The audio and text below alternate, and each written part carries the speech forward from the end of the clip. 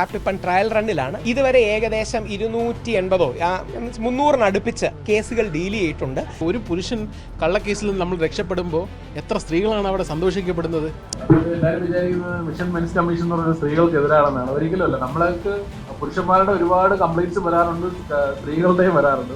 ഇപ്പൊ ഏറ്റവും കൂടുതൽ വിളിക്കുന്നത് സ്ത്രീകളാണ്. സജിനെ നമ്മളെ ബന്ധപ്പെട്ടിരുന്നത് ഇങ്ങനെ പ്രശ്നങ്ങളൊക്കെ ആയിട്ട് അപ്പം നമ്മളതെല്ലാം കേൾക്കുന്നുണ്ട്. അതിൻ്റെ അത് ന്യായമുക്തമായ കാര്യങ്ങളുമായിട്ട് മുന്നോട്ട് പോകുന്നുണ്ട്.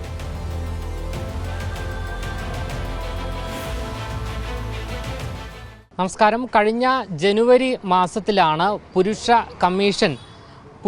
കമ്മീഷൻ എന്ന വെബ്സൈറ്റുമായി രംഗത്ത് വന്നത്. അതായത് രാഹുൽ ഈശ്വറും മുകേഷ് എം നായരുമാണ് ഇതിന് നേതൃത്വം നൽകി രംഗത്ത് വന്നത്. ഇതിൻ്റെ ഉദ്ഘാടനം ഇക്കഴിഞ്ഞ ജനുവരി മാസത്തിൽ തന്നെയായിരുന്നു. എന്തായാലും സൗജന്യമായി പുരുഷന്മാർക്ക് സേവനങ്ങൾ നൽകുന്നതിന് വേണ്ടിയാണ്, അതായത് നിയമ പ്രശ്നങ്ങളുമായി ബന്ധപ്പെട്ട് അല്ലെങ്കിൽ എന്തെങ്കിലും പരാതിയോ കേസുമായി ബന്ധപ്പെട്ടുള്ള ഇത്തരത്തിൽ നിയമസഹായം നൽകുന്നതിന് വേണ്ടിയാണ് ഇങ്ങനെ ഒരു വെബ്സൈറ്റ് അവർ രൂപീകരിച്ചത്. ഈ വെബ്സൈറ്റിൻ്റെ പ്രവർത്തനങ്ങൾ നിലവിൽ എവിടം വരെ എത്തി? പരാതികളെല്ലാം തന്നെ വരുന്നുണ്ട്. ഏറ്റവും കൂടുതൽ പരാതികൾ നൽകുന്നത് ആരൊക്കെയാണ്?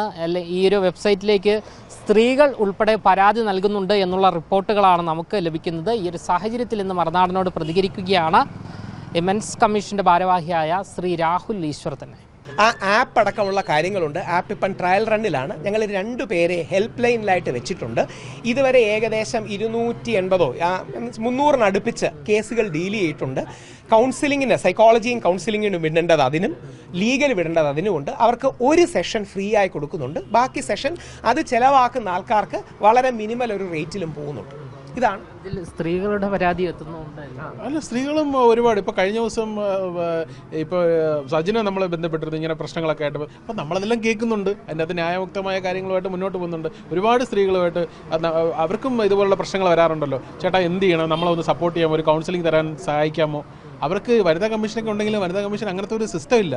കൗൺസിലിംഗ് കൊടുക്കുന്നില്ല. എന്തെങ്കിലും ഒരു പരാതി വരുമ്പോൾ അവനെ എടുത്ത് കൊടുക്കുക, കേസ് എടുക്കുക, പിടിച്ച് ജയിലിലിടുക, പേര് വരിക, വാർത്ത വരിക, തീർന്നു. അല്ലാതെ അവർക്ക് എന്താണ് ആവശ്യം? അല്ല, അവർക്ക് മെൻ്റൽ സപ്പോർട്ട് ആവശ്യമുണ്ടോ, ലീഗൽ എയ്ഡ് ആവശ്യമുണ്ടോ, ലീഗൽ സപ്പോർട്ട് ആവശ്യമുണ്ടോ, ലീഗൽ അഡ്വൈസ് ആവശ്യമുണ്ടോ? അങ്ങനെ ഒന്നുമില്ല. നമ്മൾ വളരെ സിസ്റ്റമാറ്റിക് ആയിട്ട് ഇപ്പം രാവിലെ ഒരു വെബ്സൈറ്റ് ലോഞ്ച് ചെയ്യുന്നു, അതിനുശേഷം ഒരു ആപ്പ് വരുന്നു. ഈ ആപ്പിലൂടെയൊക്കെ എത്ര ആൾക്കാർ 261 കേസ് ഇത്രയും ദിവസം കൊണ്ട് വേറെ ആർക്കെങ്കിലും തീർക്കാം, ഏതെങ്കിലും പോലീസ് സ്റ്റേഷൻ തീർക്കും. നമ്മൾ അത്രയും നമ്മളെടുത്ത് വരുന്ന കാര്യങ്ങൾ നമ്മളെല്ലാ കൃത്യമായ ലീഗൽ 2 അഡ്വക്കേറ്റ്സ് നമ്മളോടൊപ്പം, അത് സ്ത്രീകളാണ്. അതല്ലാതെ തന്നെ ട്രിവാൻഡ്രത്തുള്ള വളരെ ഫേമസ് ആയിട്ടുള്ള അഡ്വക്കേറ്റ്സ് ഉണ്ട്. അത് എണ്ണം പറഞ്ഞ നമ്പർ 1 അഡ്വക്കേറ്റ്സ് നമ്മളുമായിട്ട് സഹകരിക്കുന്നുണ്ട്. ഫ്രീ ആയിട്ടാണ് ലീഗൽ എയ്ഡ് തരുന്നത്. പിന്നെ മറ്റ് വലിയ കാര്യങ്ങൾക്കൊക്കെ അവർ കോടതി ചിലവുകൾ മാത്രം അവർ മേടിക്കാറുള്ളൂ നമ്മുടെ അടുത്ത്. അപ്പോൾ അത്തരം സപ്പോർട്ടാണ് നമ്മൾ കൊടുക്കുന്നത്. ഇന്ന് ഏറ്റവും എക്സ്പെൻസീവ് ആയിട്ടുള്ള സാധനമാണ്. ഒരു ബെയിൽ എടുക്കാനായിട്ട് ലക്ഷങ്ങളുടെ ചിലവാണ്. ഒരു വ്യാജ കേസിൽപ്പെട്ട് ഒരാൾക്ക് ബെയിൽ കിട്ടുമെങ്കിൽ പോലും ലക്ഷങ്ങളുടെ ചിലവാണ്. അപ്പോൾ അത്തരം കാര്യങ്ങളൊക്കെയാണ് നമ്മൾ സപ്പോർട്ട് ചെയ്തത്. നമ്മൾ ഒരിക്കലും സ്ത്രീകൾക്കെതിരല്ല. നമ്മൾ സ്ത്രീകളെ കൂടെ കണ്ടുകൊണ്ട്, കാരണം എൻ്റെ വീട്ടിൽ 3 സ്ത്രീകൾ, എൻ്റെ അമ്മയുണ്ട്, എൻ്റെ മകളുണ്ട്, എൻ്റെ ഭാര്യയുണ്ട്. ഈ 3 സ്ത്രീകളുള്ള വീടാണ് എൻ്റേത്. അപ്പം എൻ്റെ വീട്ടിൽ ഞാൻ മാത്രമേ ആണായിട്ടുള്ളൂ. അപ്പം നമ്മൾ എല്ലാവർക്കും, ഒരു പുരുഷൻ കള്ളക്കേസിൽ നിന്ന് നമ്മൾ രക്ഷപ്പെടുമ്പോൾ എത്ര സ്ത്രീകളാണ് അവിടെ സന്തോഷിക്കപ്പെടുന്നത്?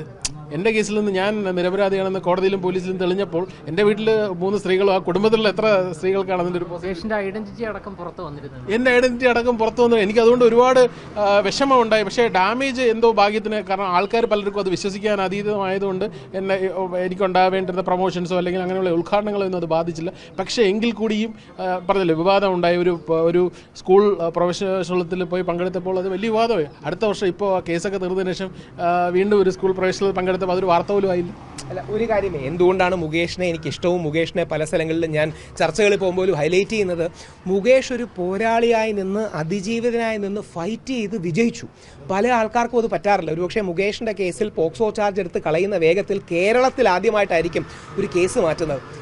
നാളെ നിങ്ങൾക്ക് പറ്റിയാൽ മുകേഷിനെ റോൾ മോഡലാക്കി ഫൈറ്റ് ചെയ്യാൻ കഴിയണം. അതാണ് മുകേഷിനും ഞാനും ഒക്കെ ചെയ്യുന്നത്. അതായത് നമുക്കെതിരെ വ്യാജ പരാതി ഓർക്കണം, നല്ല ശരിയായ പരാതിയാണെങ്കിൽ അറസ്റ്റ് ചെയ്യപ്പെടണം. വ്യാജ പരാതി വന്നാൽ പോരാടാനുള്ള മനഃശക്തി അവർക്കുണ്ടാകണം. അങ്ങനെ വിഷമത്തോടെ പറയുകയാണ്, അങ്ങനെ ഒരു പോരാടാൻ ഒരു നിമിഷത്തെ ദൗർബല്യത്തിലാണ് ദീപക് വിട്ടുപോയത്. ദീപക്കിനൊരു വീഡിയോ വന്ന് ആ വീഡിയോ കണ്ടാൽ പോലും ദീപക് നിരപരാധിയാന്ന് നമുക്ക് മനസ്സിലാവും. പക്ഷേ ദീപക് ആ നിമിഷത്തെ ദൗർബല്യത്തിൽ പോയി. നാളെ ആർക്കും ഇത് പറ്റും. മുകേഷ് ഒരു പക്ഷേ ശക്തിയായി നിന്ന് പോരാടി. ഞാൻ ബാലേന്ദ്രൻ സാർ പരസ്യമായിട്ട് പറഞ്ഞുകൊണ്ടാണ് ഞാൻ പറയുന്നത്. ബാലേന്ദ്രൻ സാർ എന്നോട് പറഞ്ഞാണ്, അച്ഛനും അമ്മയും ഉണ്ടായിരുന്നെങ്കിൽ ഞാനൊരു പക്ഷേ ജീവിച്ചിരിക്കില്ലായിരുന്നു. കാര്യം നമ്മളൊക്കെ വീട്ടിൽ പോകുമ്പോഴേ വൃത്തികെട്ട ആരോപണങ്ങൾ വരുമ്പോൾ നമുക്ക് അച്ഛൻ്റെ അമ്മയുടെ മുഖത്ത് നോക്കാനുള്ളതല്ലേ. അപ്പം ഞങ്ങളൊക്കെ അതുകൊണ്ടാണ് നമ്മൾ ആരെങ്കിലും ശ്രദ്ധിച്ചിട്ടുണ്ട്, ഒരു അമിത വാക്കുപോലും നമ്മൾ പറയില്ല. നമ്മുടെ ഭാഗത്ത് നിന്ന് എന്തെങ്കിലും തെറ്റ് ആരെങ്കിലും ചൂണ്ടിക്കാണിച്ചാൽ തിരുത്തും. അല്ലാതെ അമിതവാദം കൊണ്ടോ എക്സ്ട്രീം നിലപാടുകൾ കൊണ്ടോ ഓവറാക്കിയത് കൊണ്ടോ ആർക്കും ഗുണമില്ല. അപ്പം അങ്ങനെ പോകുന്ന സുഹൃത്തുക്കൾ അതിൽ നിന്ന് പിൻവലിയണമെന്ന് വളരെ താഴ്മയായി അഭ്യർത്ഥിക്കും. ഇത്തരത്തിൽ ഈ പീഡന കേസും മറ്റും വരുമ്പോൾ ഈ പുരുഷന്മാരുടെ ഐഡന്റിറ്റിയാണ് പൊതുവെ പുറത്ത് വരാറ്. വരാതിരിക്കാനുള്ള ഹേമ കമ്മിറ്റി റിപ്പോർട്ടിൽ ബഹുമാനപ്പെട്ട ഹൈക്കോടതിയുടെ വിധിന്യായത്തിന്റെ ഭാഗമായി 2 ജഡ്ജിമാർ കൊടുത്ത വിധിന്യായത്തിൽ accused also have a right to privacy എന്ന വിധിയുണ്ട്. ആ വിധിയെ പിൻപറ്റി ഒരു നിയമനിർമ്മാണവും ഡ്രാഫ്റ്റിംഗും നടന്നുകൊണ്ടിരിക്കുകയാണ്. കഴിഞ്ഞാൽ ഉടനെ ഇപ്പോൾ സുപ്രീം കോടതി അഡ്വക്കേറ്റ്സിന് അത് വെരിഫൈ ചെയ്യാൻ അയച്ചിട്ടുണ്ട്. കഴിഞ്ഞാൽ ഉടനെ നമ്മൾ MLA-മാരോടും മന്ത്രിമാരോടും ഇതിൻ്റെ ക്യാമ്പയിൻ തുടങ്ങും. അതിജീവിതനല്ല, ആരോപിതൻ. കാര്യം അതിജീവിതനായിട്ടില്ലല്ലോ. കോടതി തെറ്റുകാരനല്ലെന്ന് കണ്ടെത്തിയാൽ പുള്ളി അതിജീവിതൻ. അതുവരെ അതിജീവിത ഒരു വശത്ത്, ആരോപിതൻ മറുവശത്ത്. വേട്ടക്കാരനല്ല, റേപ്പിസ്റ്റ് അല്ല, ആരോപിതൻ മറുവശത്ത്. തെറ്റുകാരനാണെങ്കിൽ ശക്തമായി ശിക്ഷിക്കട്ടെ.